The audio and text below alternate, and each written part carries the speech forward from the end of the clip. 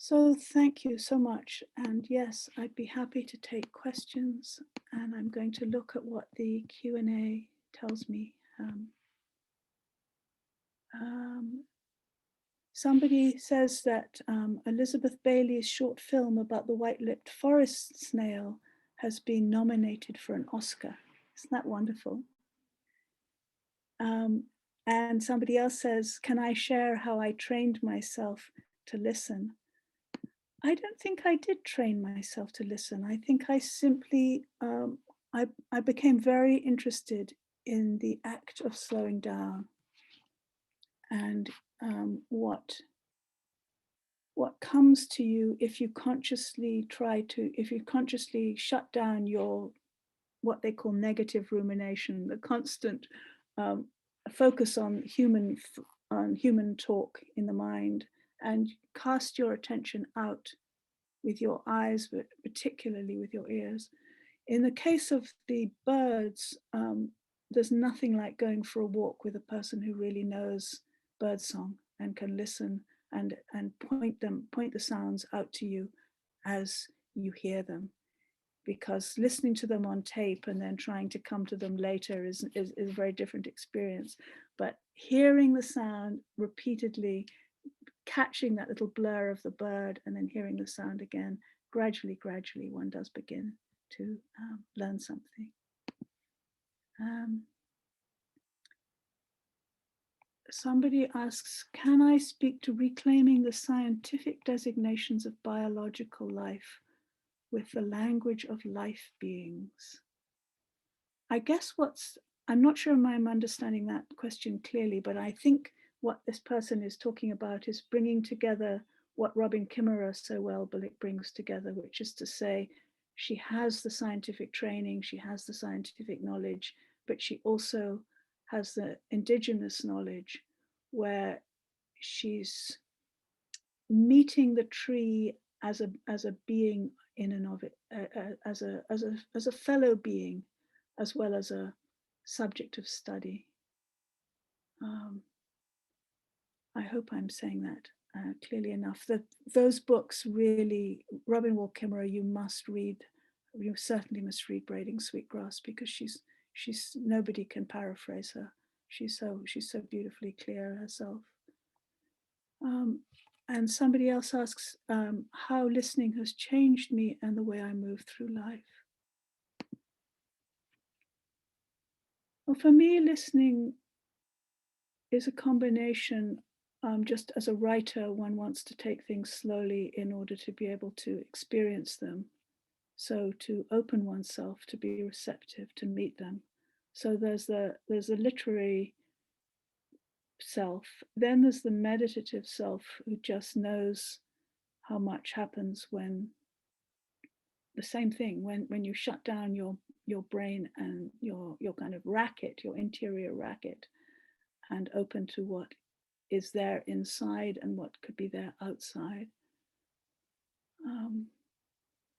But for me, it's a healing thing. It's a way of getting past the dominant conversation, which is the conversation of, our beloved NPR, of the news of the day, which is always so frantic and so urgent, and slowing down enough to ground yourself in, to feel your feet on the planet. I mean, I think it goes back a lot to what Sherry was saying earlier. There's a level of respect and there's a level of attention. And for me, listening when in the book project it's really, I use listen as a synonym for attention. So that a gardener could listen to the land, a body worker could listen to the body under his or her hands. A musician could listen to the silence before he or she began to play.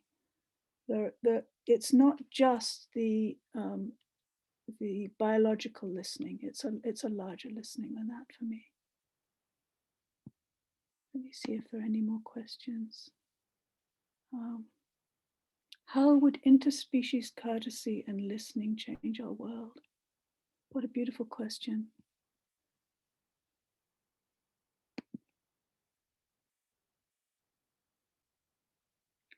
think it's part of how we are. If Sherry is right, and we are at a time of crisis, which I believe is true, one of the ways of moving with some grace through that crisis is not putting human beings at the center all the time, and not really believing that what happens to us matters more than happens to the whole rest of the world.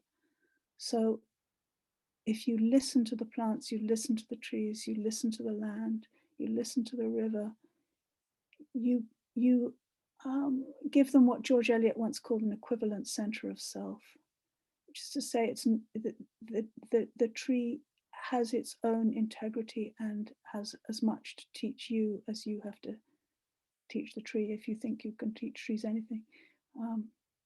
So it gets out of the human ego, the focus on the human ego.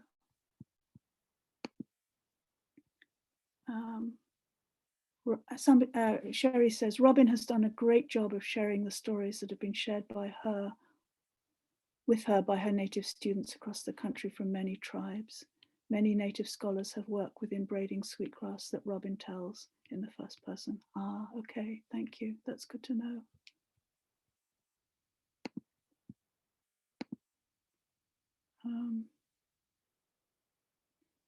Somebody asked me what book I was reading from, and the book is my own work in progress. It's called In Praise of Listening. It's about, I hope, about 85, 90% done. And God willing, I'll get it into print next year or the year after.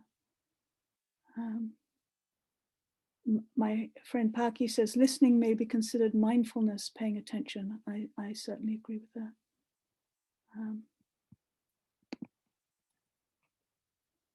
Someone else says that they noticed my translation of birdsong into linguistic sound. And yes, I think many of us learn how to hear birdsong by turning it into human words and then back again. And asks, has my listening to the natural world changed my vocabulary as a writer? I think it's always a struggle to translate what you see and what you hear into human language. I mean, it's like trying to catch a waterfall in a cup. You know, there's so much coming in, and you search for the right words, and many times you fail.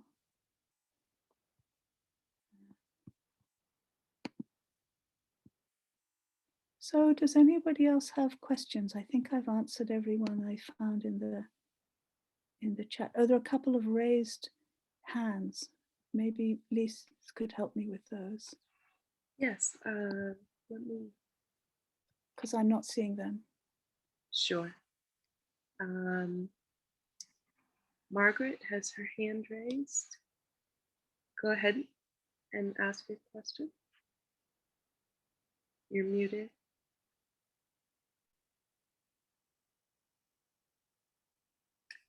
Okay, technical difficulties there. Maybe Margaret could type it into the chat. Okay. If she can't get heard. Rebecca has a question. Go ahead and ask yours. You can unmute. I wrote it into the question and answer. Oh, okay.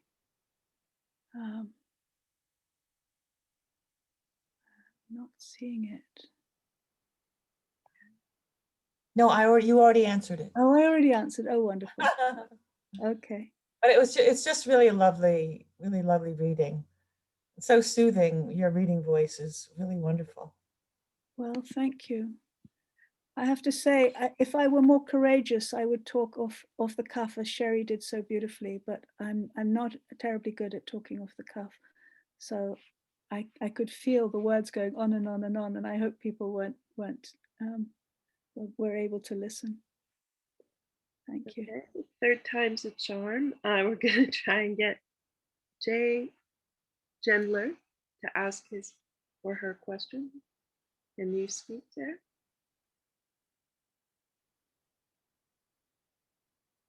Nope, got their hand raised, but no question. Okay, This may be my friend Ruth in California, in which case maybe she could type a question into the chat. I think Paul Looks like Paul has a Paul has question. his hand up. That's wonderful. Paul, you go ahead. Yeah, is Sherry still here too? It would be interesting to hear. Both of you talked so much about, taking the time, not feeling rushed just because today I go out into the woods and I don't hear anything, that it doesn't happen just like that, that it's a state of mind and, really spending time out there. I guess anything else that your own experience around that, and if Sherry's here, she wants to jump in to say anything about that too, because both your talks were very much about us trying to listen in different ways. I'd love it if Sherry would unmute and we could just talk back and forth, because I've never heard you speak before, Sherry, and you were so articulate and so informed, and it would be a joy to just trade thoughts back and forth about this if you're up for that. Absolutely. I'm sitting here drinking my tea and pretending that you and I are having tea together, Christian. Bless your heart. I just love the storytelling that's involved in this and the perspective that it offers us to really think about another way in being in relationship with life. That there is so much richness that people assume is the stuff of storybook that is available to us when we have this type of engagement. And when we open ourselves up to be fully present with what's around us. And it reminds me of so many stories that I have within me, that live within me as a result of those experiences that were provided to me by the people who have been in my life that I'm so blessed to have had the opportunity to learn from. And it's a worthy venture. It takes time. There's a lot of unlearning involved. I'll just share one thing because I don't want to take up much of your time, but on Valentine's Day, I had a fire here outside on the land, and I invited people to come and sat two strangers across from each other at intervals to just be with one another in silence. Because when, other than when our babies are small, do we invest any amount of time sitting and looking into their face? When do we really look each other in the eye for any prolonged period of time and just sit with each other and take in the radiance of our own being? How can we know one another if we can't sit with each other in that way? And so, we really have to learn all these different layers of intimacy in order to strip away all of the things that have been put upon us that have led us to believe in this illusion of separateness that really does not exist. And once we get beyond that illusion, the connection that you gain on the other side of that, even for only a fraction of a second, will change your life forever. Beautiful. You say that so well. It was so interesting reading that little piece about John Muir right after listening to you, because his notions about instonation, as in the rocks are alive, and his greeting the flowers in a mixture of scientific nomenclature and also, oh, my darling, I just love you, in other words, in a broad Scots accent, is to me so tender and confirming of what you were saying. Yeah, I often tell people that, we really have to, there's so much wisdom that's contained in our ways of knowing and being as Indigenous peoples. And, the second book really gets much deeper into that. But what I tell people is, you look at someone who is a doctorate of geology and you think, oh, wow, look at them, they have so much knowledge. But when an Indigenous elder says, these rocks are our elders, and tries to share information with you, then it's stereotypical, false mythology. And there's no viewing of that as being deep wisdom. And that mindset keeps us from connecting with deep wisdom. And so I feel like we're starting to slowly turn, and that, we have this incredible opportunity to share with one another from a place of depth, from a place of deeper knowing that is really beautiful. I love the braiding together of the classic nature writers, the indigenous wisdom, in my case a little bit Scottish. I don't know if you know the book Carmina Gadelica, but it's a gathering of prayers and chants from the Scottish Highlands, gathered in the 19th century, and they were all translated from the Gaelic. And the ways in which those old Scottish fishermen and crofters related to the land and to the waters and to the trees is very, very, I would say, in some places identical, but certainly similar to the ways that you're describing. Mm. I mean, there was a praying where you'd go down to the sea and you would blend your prayers with the sound of the waves, which feels to me, something that's probably familiar to you. Absolutely. And so when I talk in the first part of the book about, being in this place where the firm boundaries of my being dissolved into the larger creation, and that was my first moment of understanding that this sense of oneness is more than theoretical. Yeah. That it helped all of the teachings that I had about what you're talking about right now, that all of these stories that had been shared with me as I was growing up,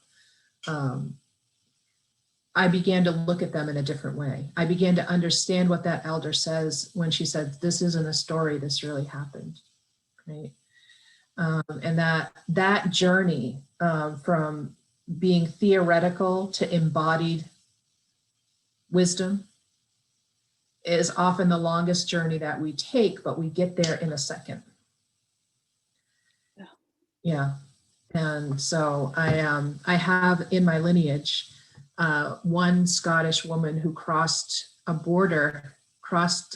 Penobscot River during a winter on ice skates and ended up marrying one of my great grandfathers, and who was disowned by her family for crossing that border. But I said that, there's really no conflict, because we're all, clans people. We all, have clans in our lineage, and we were all oppressed by the English. So we really should be allies, right? And so I think that there are a lot of similarities when we go all the way back to any form of earth-based belief system. There's similarity in understanding. That makes complete sense. And I loved, I forget how you were phrasing it, but the sense that the natural world and the private world are somehow reflecting back and forth with each other. I'm just thinking of a little story of my own where right after my father died, I went for a walk in the border country around Scotland where I grew up. And I came upon a nest, and I was one of 6 children. And in the long grass, this nest had 7 eggs in it, and one of the eggs had rolled out of the nest.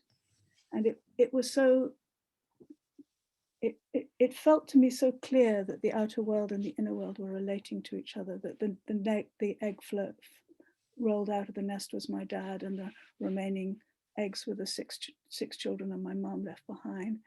And there are,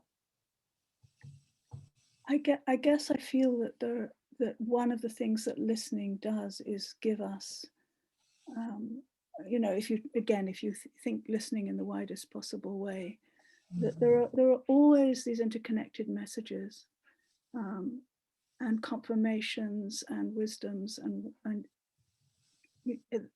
it's so much about pausing and noticing and attending and moving. I mean, I guess I'm telling you this story just because of that astonishing story about the murmuration of starlings in your daughter's house, which just was magical and huge, and at the same time completely I love the way it's both a miracle and utterly ordinary at the same time. Absolutely. Yeah. You know, I think that my first experience with this connection, which at the time astounded me. Mm. We were out at an elders gathering in the Pacific Northwest in a very remote area. And we were having 7 days of ceremony there. And someone would walk through the camp and would hit the drum, 15 minutes before sunrise so that we could all come together for sunrise ceremony. Mm-hmm. And on the very first day, when the person walked through the camp beating the drum, just as soon as they started, we heard the eagles start calling. And the eagles came and they sat in the trees above us the whole time we were in circle. And when we would break for lunch, they'd go out over the water and they'd go fishing. And then when we'd call everybody back, they'd come back and sit in the trees, and they sat in council with us for 7 days straight. And that was the first time that I had that experience that they're engaged with us. We're the ones that are not connected. And that really built up this desire in me, because I was in my early 20s at the time. And I remember thinking, the stories that I've grown up with are a pathway back toward a way of being in relationship with the larger scheme of life that we've simply lost track of. Not that it's mythological or that it's fantastical and can't exist. It's just that we have forgotten. We've forgotten the language. And like any language, when we're intent to learn it, we can. Yeah, that's beautiful. Thank you. Mm-hmm. It reminds me of a story I read about, it was an interview with Joy Harjo long ago, from before when she was poet laureate. And she was out with some friends and she wrote a poem about an eagle flew overhead, and she wrote a poem about the eagle. And the next day, she or her friend was reading that poem aloud, and the eagle came back to listen. Mm-hmm. The eagle returned right as that poem was being read. Yeah. Well, I don't know if any of you have heard of Terra Houska. So Terra Houska is a Anishinaabe woman, and she's a frontline activist, water protector. She's really fierce. And she and I were invited to speak at this same event. It was an 75th anniversary for Bretton Woods. And Tara and I are both Bear Clan. And so when we first arrived there, we have similar traditions. When we first arrived there, we went and we put down prayers and made offerings for our relatives, in the natural world, to really be present and to be guiding us and to be protecting us as we were in this place. It's this really fancy resort, and we're there and we're speaking, and the language of capitalism and the glorification of capitalism that was going on was, it was soul eating. And so I decided, after being there for 24 hours, that I couldn't be there anymore. I decided that I was going to leave. And Tara had to be there for another day and a half. And she and I had both just come out of 4-day ceremonies. We arrived there having both just come out of 4-day ceremonies.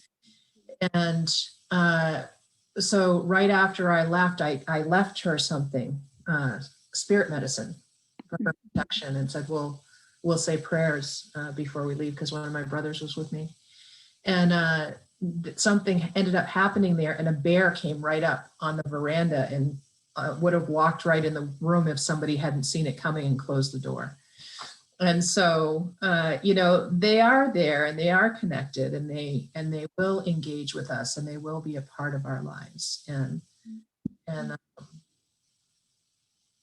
how exciting to think about the possibility that will emerge when we're no longer seen as being a threat to those who could be living in relationship with us.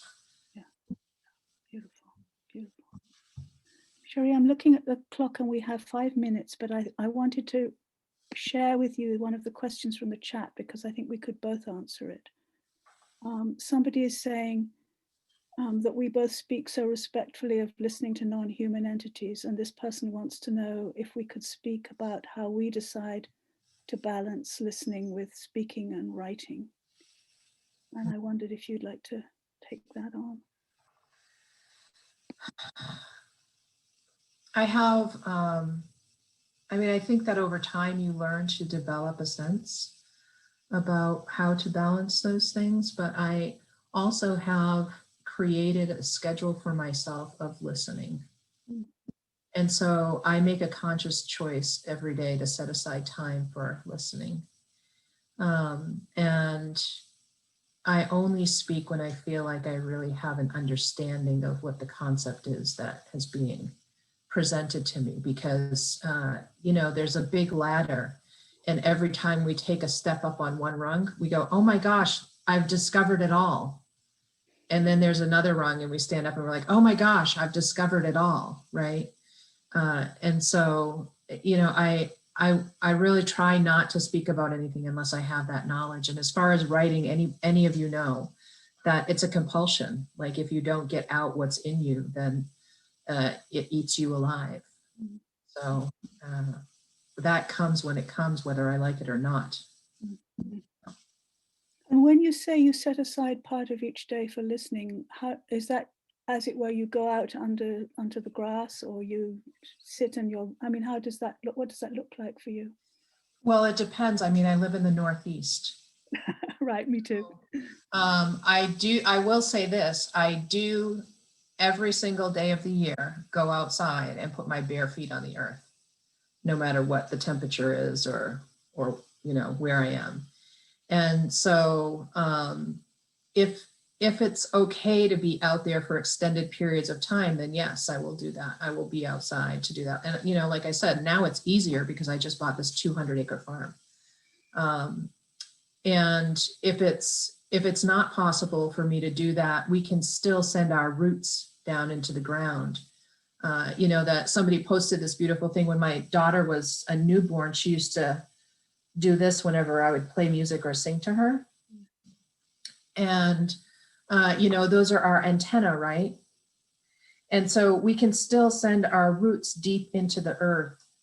And, you know, and then from there, bring that mother energy up through us as a spiral, right? It goes clockwise up through us, all the way out to the center of the universe. And then from there, draw down that father energy coming in counterclockwise and cycling that all the way back down to the mother. So we're connecting the mother and the father, and then we're connected in our core between the two, which connects us to all of that knowing. That is so beautiful. Thank you. I've never heard it described like way before. Yeah. Thank you very, very much. And thank you for joining me on this little piece of it.